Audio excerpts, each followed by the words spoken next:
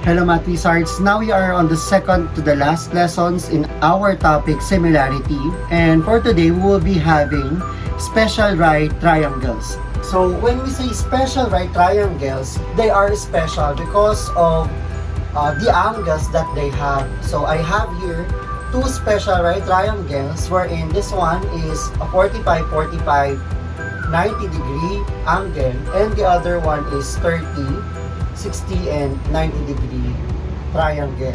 So let's focus on 45-45 90 degrees. When we say 45-45 90 means that the other two acute angle from the right triangle is the same, meaning if this angle is 45, the other angle is also 45. So if that is the case, by the converse of an isosceles triangle theorem, it means that if the base angles of an isosceles triangle are congruent, therefore, the triangles are isosceles. So it means these two are equal, meaning the value of x is equal to 8. Now, since our vertex angle is a 90-degree angle, therefore it is a special right triangle. Isosceles right triangle. So, x is equal to 8. Since it is an isosceles triangle, if one of the legs is 8, so the value of x is equal to 8. And for us to identify y, we will be using the Pythagorean theorem. So y will be our hypotenuse.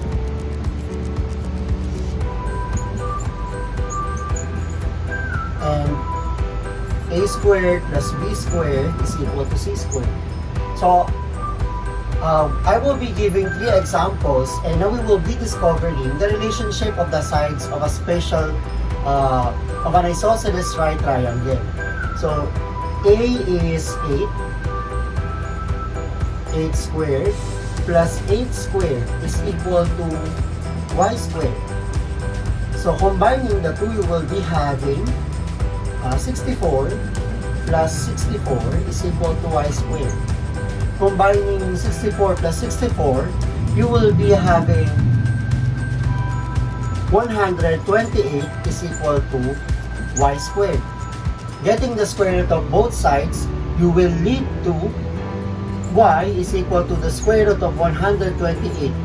And getting the factors of 128 so that one of the factors is a perfect square, so that is 64 times 2. Get the square root of 64, you will lead to y is equal to 8 square root of 2. Now let's have letter B. So for y, that is 8 square root of 2, or the hypotenuse of the right triangle with letter A is 8 square root of 2. Let's move on to letter B.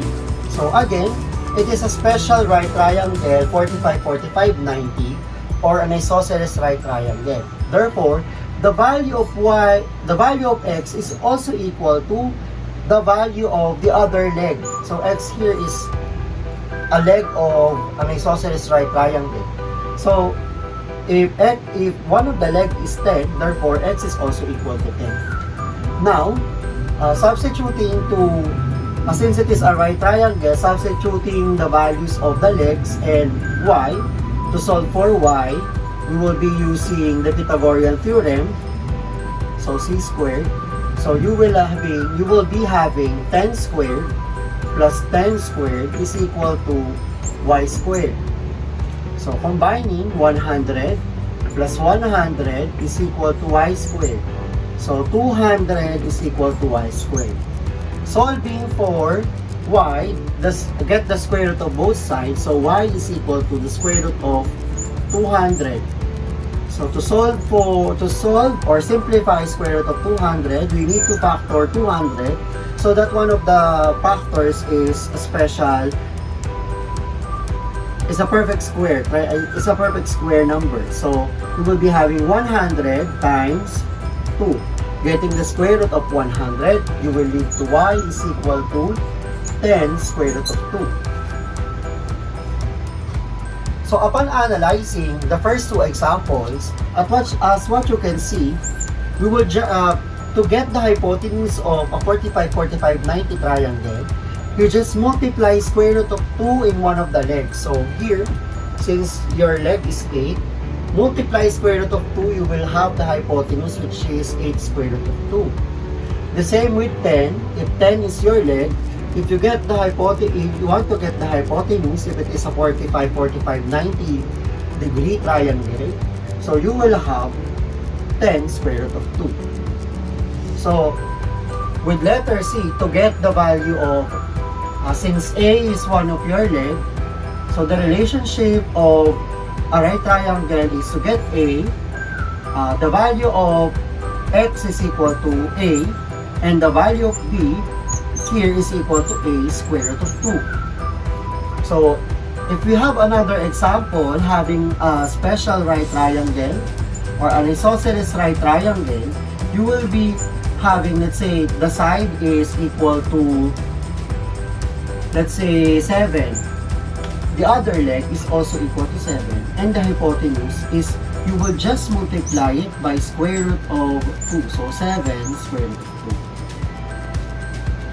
Let's move on to another special right triangle, which is a 30, 60, 90 triangle. Okay, so let's have first letter A. Let's identify the relationship of the three sides of this 30, 60, 90 triangle. Okay, so the two legs are given. So 3 squared plus 3 square root of 3 squared is equal to x squared. Let's solve for x. So 3 squared is 9 plus 3 squared of 3 squared is 3 squared is 9.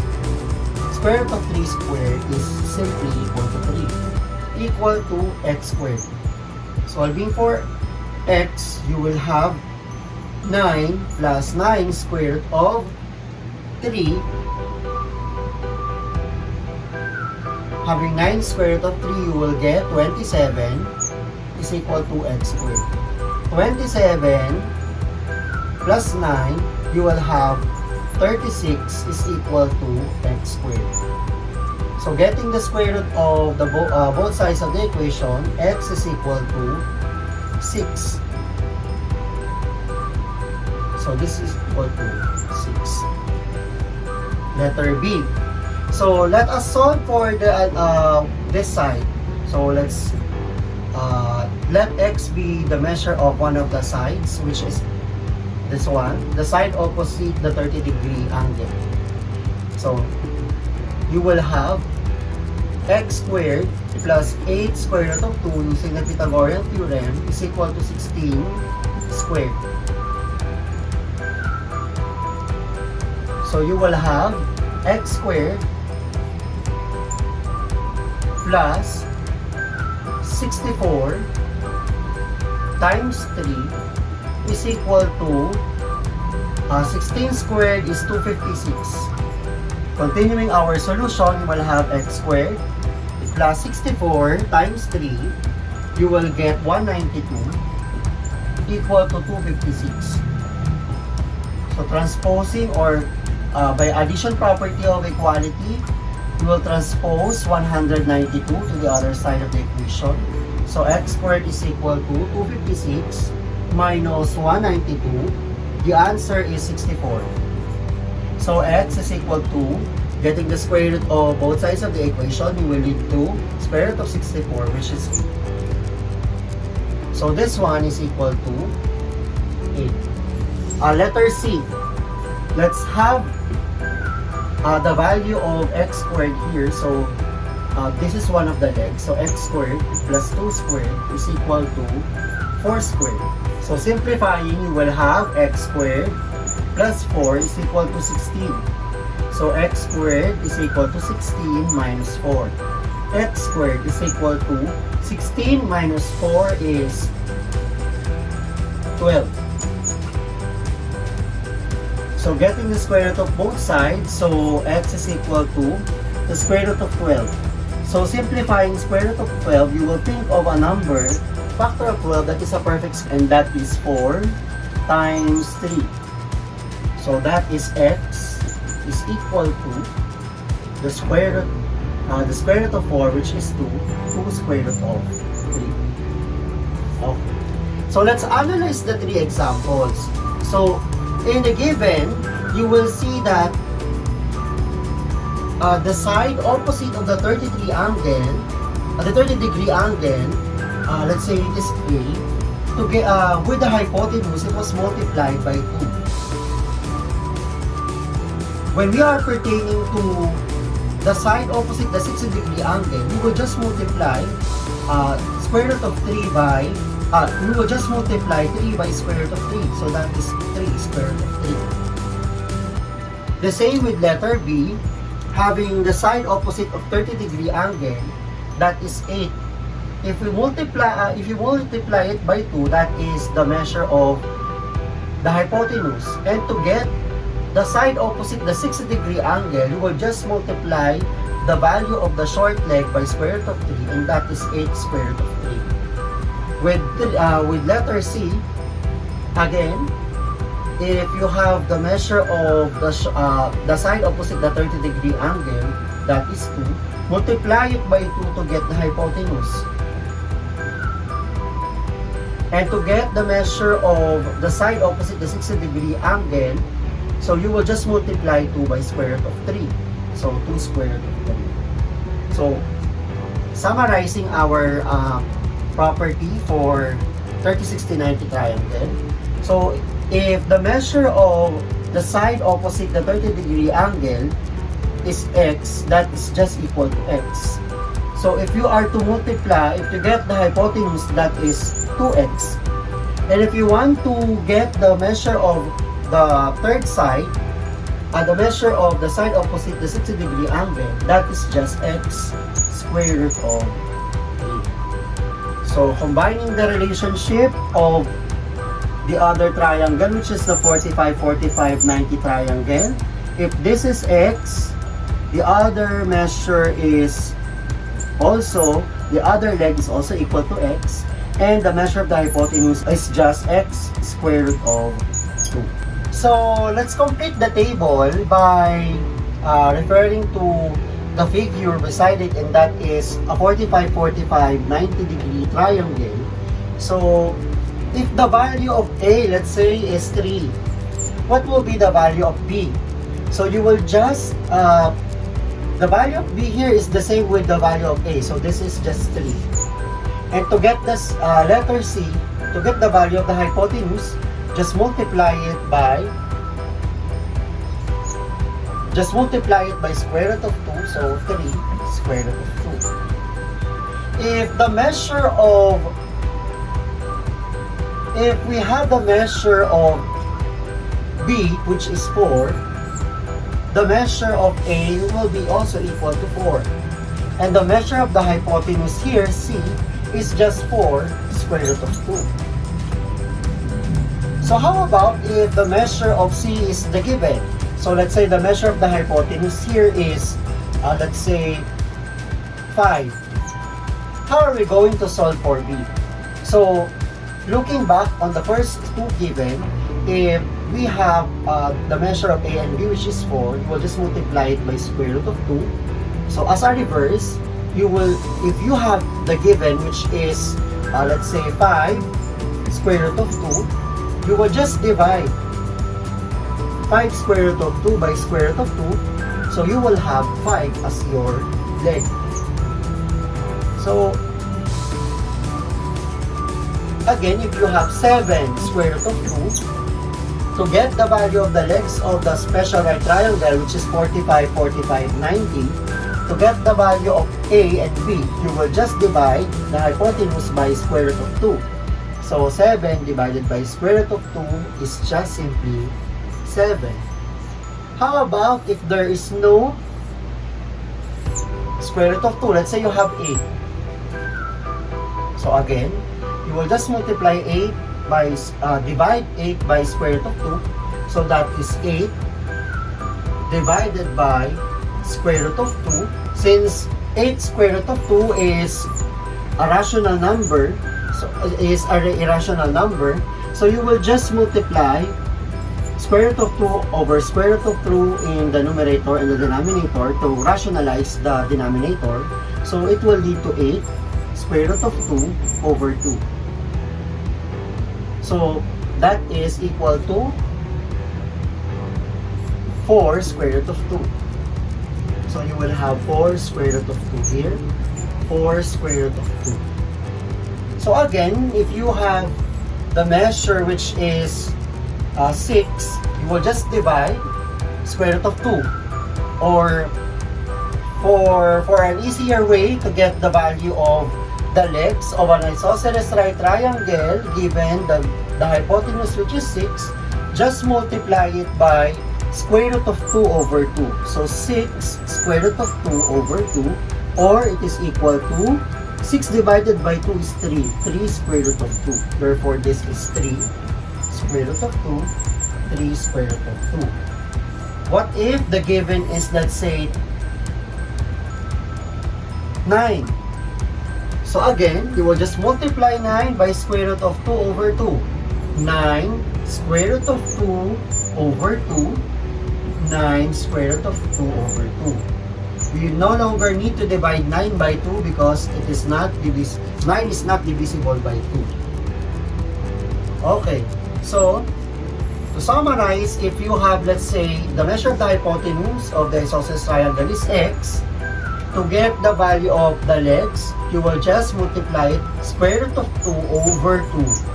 X square root of 2 over 2. Meanwhile, if the given is the legs, let's say you have x, will be one of the legs of an isosceles right triangle, that is x. This is x. And you will just multiply the legs by square root of 2 to get the hypotenuse, and that is square root of 2. What if you have a 30-60 degree triangle? So let's have first the concept. So the side opposite the 30 degree angle is A, and the side opposite the 60 degree angle is B, and the side opposite of the right angle is C. So given if the value of A is 2, the measure of the hypotenuse is just multiplying A by 2.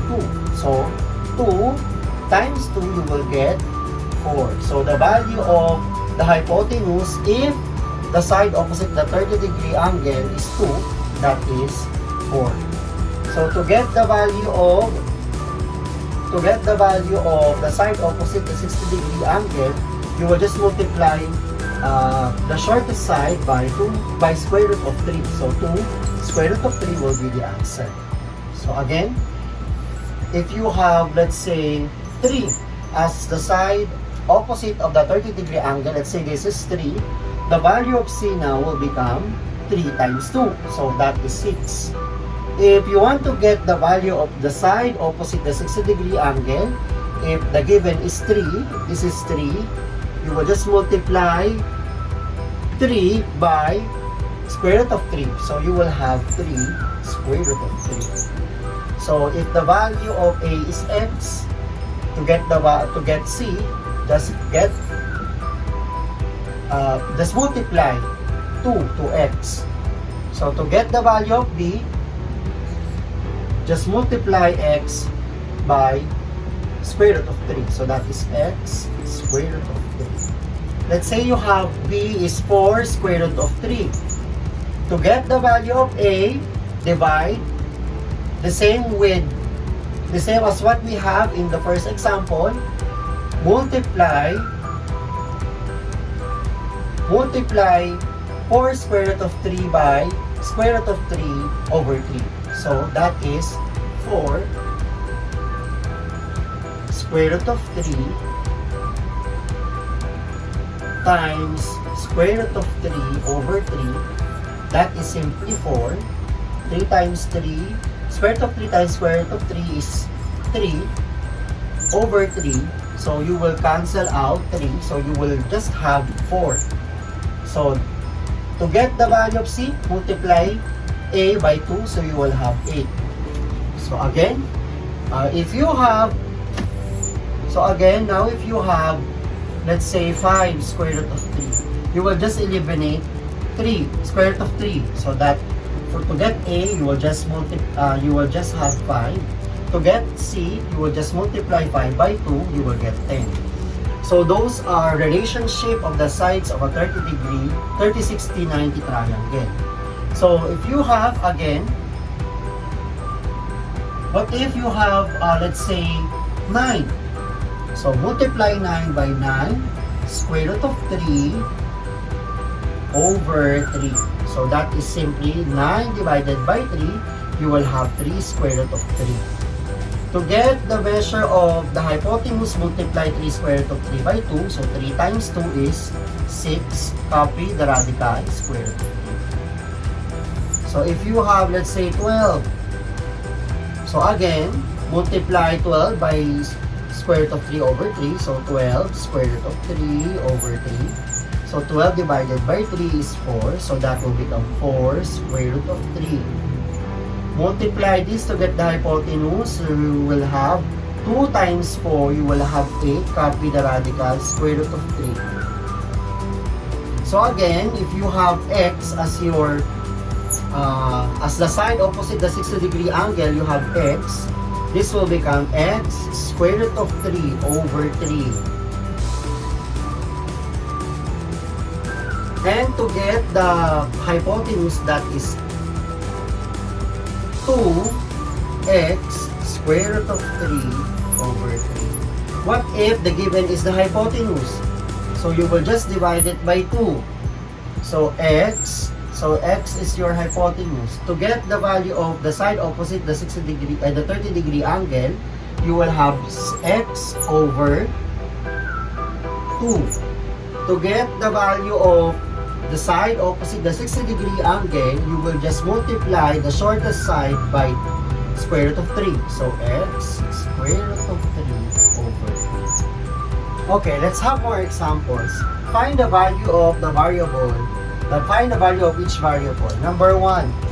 So you have x and y, and the given here is an isosceles right triangle. Okay. So to get the value of x, you will just multiply. Since the given here is an hypotenuse of an isosceles right triangle, you will just multiply 28 by square root of 2 over 2. Okay. So, but if the given is one of the legs of an isosceles right triangle, you will just multiply it by square root of 2. So, since the given is a hypotenuse, so you will just multiply it by square root of 2 over 2. Okay, so the given now is square root of 28 square root of 2 over 2. So you will just divide. There's a common factor between 28 over 2. That is equal to 28 divided by 2 is 14. So you will have 14 square root of 2. So that is 4x. And y is also equal to 14 square root. Okay, number 2. So the given here is the hypotenuse, which is 16, and the side opposite of the 60-degree angle is x, and y is the side opposite of the 30-degree angle. So to get, let us first have the value of the side opposite the 30-degree angle, which is y. So divide 16 by 2, you will have 8. And to get the value of the side opposite the 60-degree angle is multiplying the shortest side, which is 8, by square root of 3. So 8 square root of 3 will be our answer. Number 3. So the given is a 45, 90 degree angle, and the side which opposite the 45 degree angle is 4. So to get the value of x, you will just copy, or x and 4 are equal, therefore x is equal to 4. And to get the value of the hypotenuse, multiply 4 by square root of 2. So y is equal to 4 square root of 2. Number 4. So the given here is the side opposite the 30-degree angle, which is 11. So to get the hypotenuse, y is equal to 22. To to get the side opposite the 60-degree angle, multiply 11 by square root of 3. So 11 square root of 3. To get number 5. To get number 5, the given here is a 90 degree triangle. And the given here is the side opposite the 60-degree angle. So you will, to get the value of the side opposite the 30-degree angle, divide 15 square root of 3, or multiply 15 square root of 3 by square root of 3 over 3. So since in the given, we have here 15 square root of 3, so there is a square root of 3 present in the given, you will just eliminate square root of 3. So the value of x is 15. But if the given is a whole number, you will just divide it or multiply the given by square root of 3 over 3. Okay, so to get the value of the hypotenuse, multiply 15 by 2. So you will have 15 times 2 is 30. Number 6.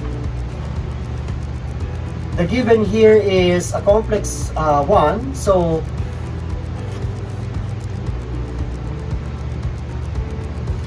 this one is 30 degrees based on our reference. So this is 9, this is C, X, and Y. So the given is 9 is the opposite of the triangle with the side, with the 9 is the opposite of the 30-degree angle. So if this is 30, therefore the value of the hypotenuse here, which is Z, is equal to twice of 9. So that is 18. Now let's have the side of opposite the 60-degree angle. So if this is 9, therefore the measure of this side and also the hypotenuse of the 45, 45, 90 triangle is multiplying 9 by square root of 3. So this is 9 square root of 3. To get the value of x and y, since they are legs of an isosceles right triangle, so if this is 9 square root of 3, you need to divide or multiply this 9 square root of 3 by square root of 2 over 2. So 9 square root of 3 times square root of 2 over 2. So multiply this.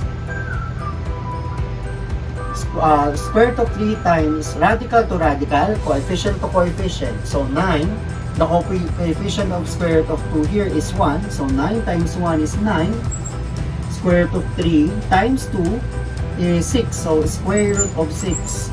Copy the denominator since the denominator of 9 square root of 3 is 1. So 1 times 2, this is 2. So the square root of the value of y here is 9 square root of 6 over 2. The same with x, which is 9 square root of 6 over 2 as well. Let's have number 7. The given is 2 right triangles sharing one side, and the given here is the isosceles triangle 45, 45 degree 45, 45, 90 degree triangle, which has a side which is equal to 32. So if this is 32, therefore the other side or the other leg is also 32. And the hypotenuse is just multiplying 32 by square root of 2. So x is equal to 32 square root of 2. Now to get the value of y and z, if this is a 30, 60, 90 triangle, and 32 is the side opposite the 90 degree angle or the right angle. So if this is 32, to get the value of the side opposite the 30 degree angle, which is z, you will just multiply, divide 32 by 2. So that is equal to 16. And to get the side opposite the 60 degree angle, which is y, you will just multiply z by square root of 3. So 16 square root of 3. Number 8.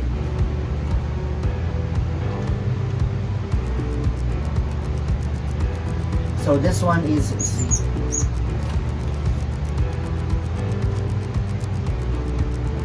This is 7 square root of 3. Okay. So we have here first the smaller triangle, which is also a 30-60 90 triangle. This is 60. This angle is 30. So 7 square root of 3 is the side opposite of the 30-degree angle. And to get the value of x, multiply it by 2. So this x is equal to 14 square root of 3.